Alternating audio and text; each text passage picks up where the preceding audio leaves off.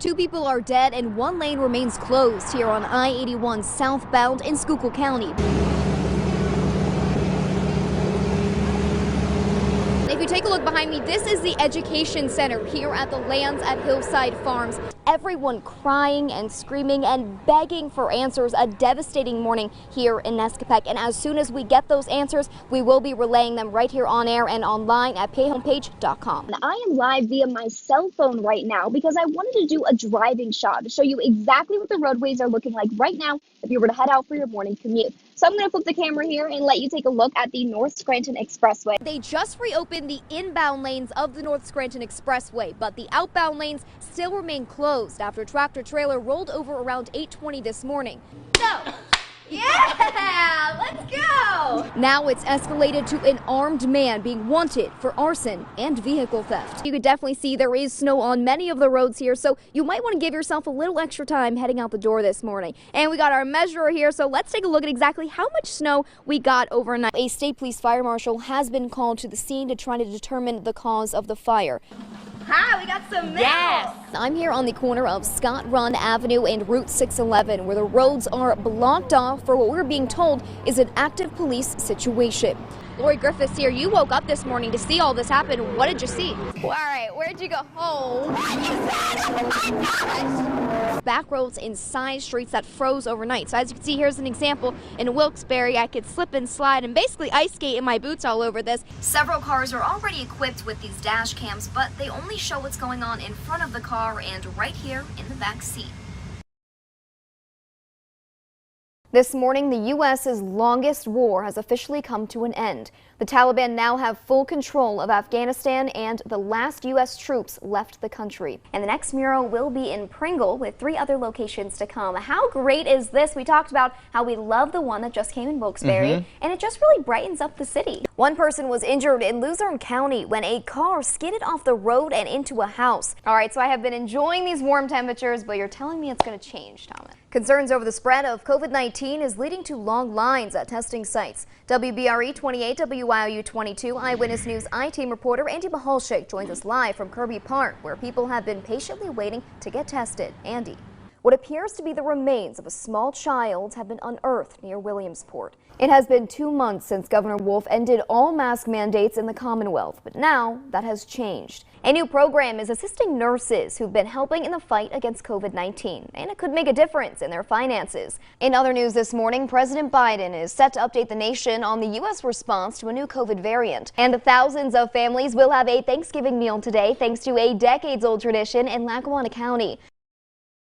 Sunny, 75, low humidity. It'd be like that every single day if it was up to me, but it's not, so we do have some rain on the way. I'll tell you about that in just a couple minutes, but let's take a look at our sunny start in South Williamsport. We're going to be sitting in the lower to mid 80s, very, very humid today, so if you have hair like mine, you might want to put on a little extra hairspray before you walk out the door. I'll get into that in just a couple minutes. Let's take a look at temperatures right now as we're waking up to 32 degrees in Mount Pocono. Taking a look at our satellite radar, really the entire Northeast seems to be pretty calm with just a few spotty showers right above us in New York tonight. Our temperatures are going to dip down to the mid-30s, mostly cloudy skies. This wintry mix will turn into scattered showers into the overnight hours.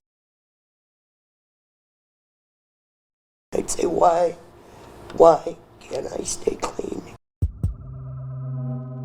70s it was crank, 80s it was coke and crack, 90s I found the heroin. This is from the past, from 3 years ago. Kathy Risner started smoking cigarettes at 8 years old. By the age of 14, she was an IV drug user. When I got clean and looked back, my personal war left a whole lot of casualties.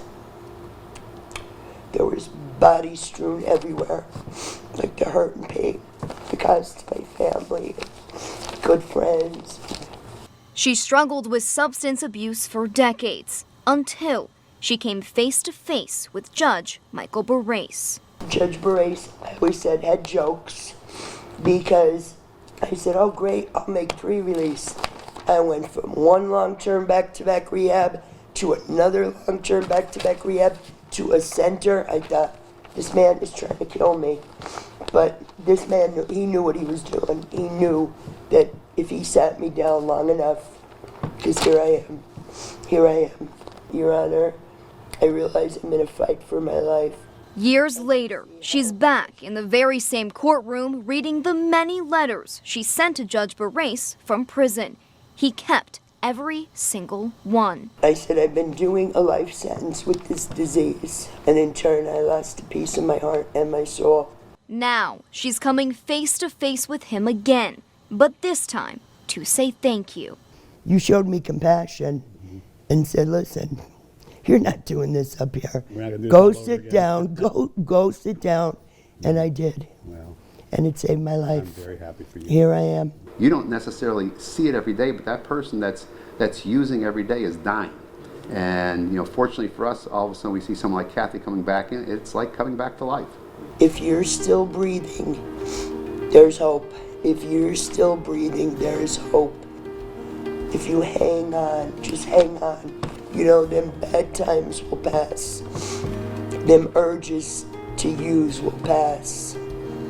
Just hang on, there's hope, there's hope. I'm Nicole Rogers reporting.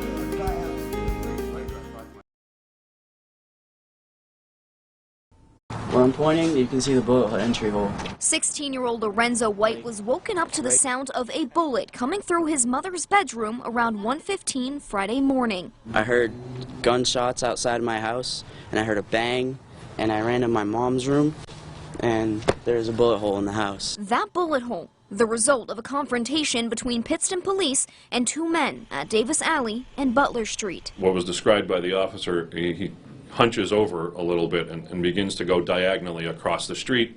That's when you can see the flashlight actually light him up. And then he starts to backpedal. He pulls his firearm and then runs to the side and into a dark spot where he fires on police. Zach Adams Kelly caught the whole thing on a security camera outside his home. The guy over here, he ducked a little bit, and before I know it, I saw him shoot a gun. He watched everything play out live on his phone. Are they going to hurt anyone? Are they going to come to anyone's house? Are they going to try to break into someone's house? To hide? So much just goes through your mind, like, are we going to be okay? Police say before any shots were fired, the officer shouted at the man, but did not identify themselves as police, although they were in a marked vehicle. The question remains, is it possible the suspect did not know they were cops? Not possible, no. In fact, we believe that there's a chance that the suspect was actually targeting the police. The two officers were not hurt. They returned fire, and there is no indication the gunman was hit. Both officers are now on paid leave pending the investigation. In Pittston, Nicole Rogers, Eyewitness News.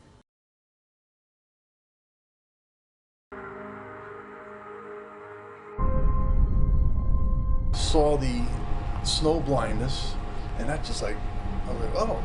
I shut the lights off, focused on that attitude indicator. I don't remember anything about flying the airplane into the trees. November 14th, 2021. When I called 911, Lieutenant Colonel Mark Young from the Civil Air Patrol had already known for 2 hours that the plane had crashed. First responders combed through treacherous terrain for hours, attempting to locate Chris White and his daughter, Angela. We were all over the mountain there.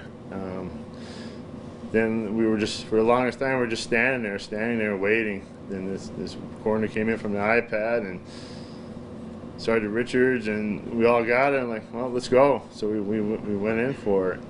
They thought it was a recovery mission and that they were looking for bodies. I heard Angela moan, and the first thought went through my head is she alive? And then I heard Mr. White saying, it'll be okay, honey, just be calm. They were alive hours after the crash in 20-degree weather with snow coming down. The firefighter showed up. I said, hey, guys, they have hypothermia. Anybody have blankets?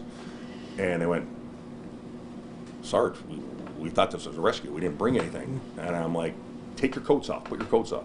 So they did. And 4 volunteer firefighters laid on top of the victims, giving them their body heat until the rest of the team could make a path out of the woods. You don't give up. You don't give up. White team didn't give up. Sergeant Richards and Seraphin were reunited with the family Wednesday for the first time since the plane crash. It was a whirlwind of emotions. It's just an amazing feeling seeing them here. You have so many calls, you don't know the outcomes. It's a miracle. It's just a miracle. We are tremendously, tremendously grateful. That night, never quitting, never giving up until they found Chris and Angela. If they had quit, Angela and Chris would not be here. Yes. Nicole Rogers, 2822, Eyewitness News.